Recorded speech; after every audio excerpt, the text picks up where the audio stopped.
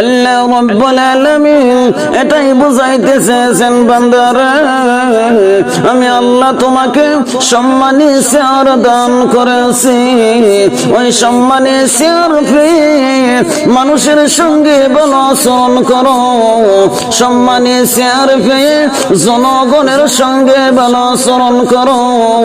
ওই সম্মানী চেয়ার পাইয়া যদি জনগণের সঙ্গে খারাপ আচরণ করো, অন্যায়ভাবে হত্যা করো, উলামায়ে কেরামদেরকে নির্দোষে জেলের মধ্যে ঢুকাইয়া দাও, তাহলে আল্লাহ রাব্বুল আলামিন তোমাকে যেদিন ধরবেন আল্লাহ ছেড়ে দেন কিন্তু ছাড় দেনি।